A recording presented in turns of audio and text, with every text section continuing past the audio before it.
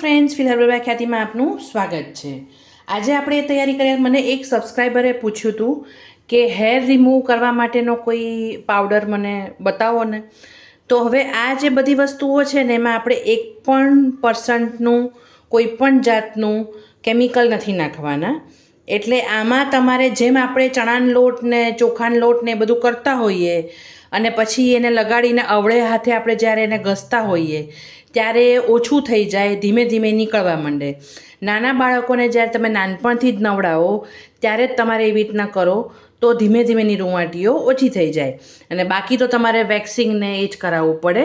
અને અત્યારના આવે છે હર્બલ કહેવાતા પાવડરો, પણ તમે વિચાર કરી શકો છો કે વાળને બ્રેકેજ કેવી રીતના થાય કોઈ એવી વસ્તુ નાખ્યા વગર, રાઈટ? એટલે હું એવી કોઈ વસ્તુઓ યુઝ કરવી હોય તો તમે ટ્રાયલ કરીને કરી શકો છો, પણ હું તમને આજે હર્બલ બતાવવાની છું જે લોંગ પ્રોસેસ હશે। આજે કર્યું ને તરત વાળ નીકળી ગયા એ પોસિબિલિટી નથી। તમારે નાના છોકરાઓને કેને કરવું હોય, તમને તમારા માટે ધીમે ધીમે ફેસ ઉપરના વાળને ઓછા કરવા હોય તો તમે આ બધી વસ્તુઓ વાપરી શકો છો પેકની જેમ, ફેસ પેકની જેમ, રાઈટ? પછી જરૂરી નથી કે તમને એ રીતના જ સેટ થાય। ઘણાનો ગ્રોથ એવો હોય, ઘણી વખત આપણે હોર્મોન્સના કારણે એમ હોય તો એ બધી વસ્તુઓ ધીમે ધીમે જાય। તો હવે એના ઇન્ગ્રીડિયન્ટ્સ બતાવી દઉં છું આપણે શું શું લેવાના છીએ। હવે લિકોરાઇઝ છે, એ લિકોરાઇઝ છે એ આ ગ્રીન ટી મેં લીધી છે। ગ્રીન ટીના લીવ્સ સાથે મળીને એવી પ્રોપર્ટી ધરાવે છે કે જે ધીમે ધીમે તમારા હેર ગ્રોથ ઓછો કરે છે। પછી અહીંયા આપણે નાગરમોથ લીધું છે, નાગરમોથાનો પાવડર જે આપણે હેર માટે વાપરતા હોય છે, માથાના વાળ માટે। પણ આપણે એને અમુક વસ્તુઓ સાથે, ધારો કે આ ટર્મરિક છે એની સાથે લઈએ તો ધીમે ધીમે એ વાળનો ગ્રોથ ઓછો કરે છે। અને આ વરિયાળી છે, કુલિંગ ઇફેક્ટ પણ આપશે, તમને ઇરિટેશન નહીં થાય, અને એ પણ મુલેઠી સાથે મળીને એ જ કામ કરે છે। પછી જો તમારે બાળકો માટે બનાવવું હોય તો તમારે ફટકડીનો પાવડર નહીં નાખવાનો। જો તમારે તમારા માટે કરવું હોય તો તમે પિંચ આ બધું બનાવો ને પછી પિંચ જેટલું એટલે એક ચપટી જેટલું તમારે ફટકડીનો પાવડર અંદર નાખી દેવાનો છે, એ પણ એ જ કામ કરે છે। તો હવે આપણે આ બધી વસ્તુઓને ગ્રાઇન્ડર જારમાં લઈને ગ્રાઇન્ડ કરી લઈએ છીએ, પછી હું તમને બતાવું છું। આપણો આ પાવડર ગ્રાઇન્ડ થઈ ગયો છે, તમે જોઈ શકો છો। એટલી સરસ સુગંધ આવે છે, કેમ કે વરિયાળી છે, ગ્રીન ટી છે, એટલે એ બધાની મુલેઠીને પેલી એમ સ્વીટનેસ આવે ને ટેસ્ટમાં, એટલે એ બધું એના હિસાબથી વરિયાળી મિક્સ થાય ત્યારે એકદમ સરસ, એકદમ મસ્ત સ્મેલ આવે છે। હવે આ વસ્તુને આપણે જારમાં ભરીને આરામથી 3 થી 6 મહિના સુધી જો પાણી ન અડે અંદર તો તમે એને સાચવી શકશો। પણ મેં તમને કીધું એમ તમે આને એવું હોય તો ચણાના લોટમાં ભેળવીને મિક્સ કરી શકો છો, તમને એમ હોય ઉપટનની જેમ યુઝ કરવું હોય તો, અને પછી સુકાય થોડુંક અધકચરું સુકાય એટલે પાણી લગાડીને અવળા હાથે તમારે, અવળો હાથ એટલે તમને ખબર છે, ધારો કે આવી રીતના આપણે લગાડ્યું, રાઈટ? અને અવળો હાથ એટલે પછી આમ ઉખાડવાનું તમારે ઊંધી દિશામાં, રાઈટ? એટલે તમારે વાળ જે દિશામાં ઉગતા આમ નીચે હોય, રાઈટ?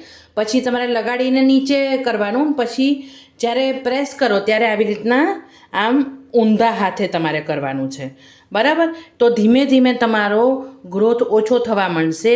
હું એવું નથી કહેતી, આનો કોઈ જ એવું નથી કહેતી કે તમને એક જ દિવસમાં રિઝલ્ટ આપશે, નહીં આપે। કેમ કે એક પણ વસ્તુ તમારે ઘરગથ્થુ વસ્તુ જો કરવી હોય તો એમાં તમને ધીમે ધીમે મળે।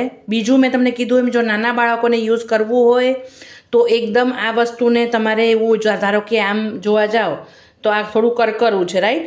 તમારે નાના છોકરાને યુઝ કરવું હોય તો એને ચાળી લેજો, અને એ લોકોને અવળા હાથે કરો તો એમાં ચણાના લોટનો ભાગ વધારે નાખજો, કેમ કે એ લોકોને રેડનેસ થઈ જાય એ ના કરતાં। અને એની અંદર તમારે ફટકડી નથી ઉમેરવાની, ઉમેરો તો એકદમ પિંચ જેવી, બાકી તો ઉમેરવાની જ નથી, એટલે એ તમે ઉમેરતા નહીં। હવે આપણે એને એક જારમાં ભરી લઈએ છીએ।